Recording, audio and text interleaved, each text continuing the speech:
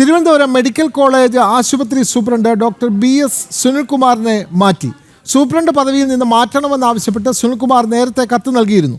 Thiruvananthapuram medical കോളേജിലെ anaesthesia വിഭാഗം associate professor doctor CG ജയചന്ദ്രന് സൂപ്രണ്ടിനെ പകരം ചുമതല നൽകിയിട്ടുണ്ട്. വിവരങ്ങളുമായി ദിസ്ന സുരേഷ് ചേരുന്നു. ദിസ്ന, തിരുവനന്തപുരം മെഡിക്കൽ കോളേജുമായി ബന്ധപ്പെട്ട് നിരവധി വാർത്തകളാണ് പുറത്തു വന്നുകൊണ്ടിരിക്കുന്നത്.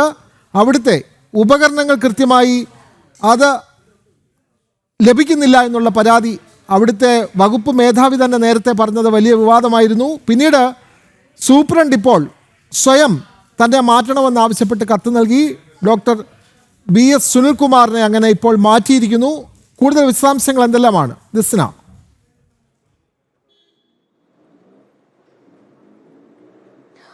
തീർച്ചയായും വിനോദ്, തിരുവനന്തപുരം മെഡിക്കൽ കോളേജിനെ സംബന്ധിച്ച് പറയുകയാണെങ്കിൽ ഗുരുതരമായ ആരോപണങ്ങൾ, ഉപകരണക്ഷാമം, അതോടൊപ്പം തന്നെ ഡോക്ടറുടെ വെളിപ്പെടുത്തലൊക്കെ തന്നെയും ഏറെ ചർച്ചയായ ഒരു വിഷയമാണ്.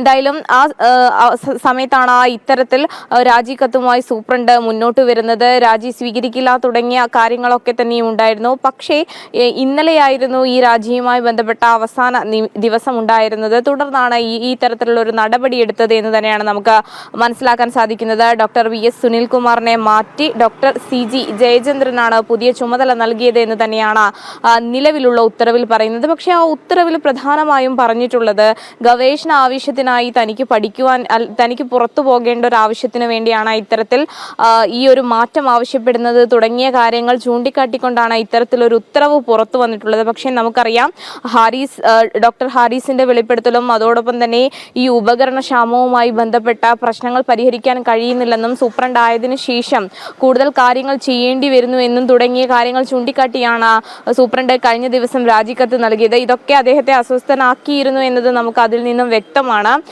എന്തായാലും വിവാദങ്ങൾക്ക് പിന്നാലെയാണ് ഇത്തരത്തിൽ സൂപ്രണ്ടിനെ നീക്കിയതായി ഇപ്പോൾ ഉത്തരവ് വന്നിട്ടുള്ളത്. എന്തായാലും വരും ദിവസങ്ങളിൽ പുതിയ സൂപ്രണ്ടിന്റെ ഉൾപ്പെടെയുള്ള വാർത്താ സമ്മേളനങ്ങളൊക്കെ നമുക്ക് പ്രതീക്ഷിക്കാം.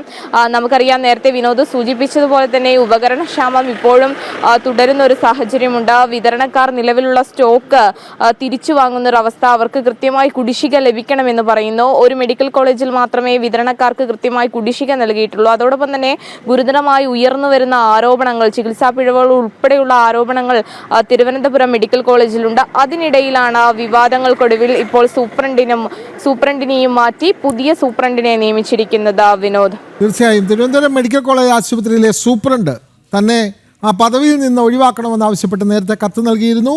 ഡോക്ടർ സുനിൽകുമാറിനെ സൂപ്രണ്ട് സ്ഥാനത്ത് നിന്ന് മാറ്റി പകരം ആളെ നിയമിച്ചിരിക്കുന്നു. വിവരങ്ങൾ നൽകുകയായിരുന്നു ദിസ്ന സുരേഷ്.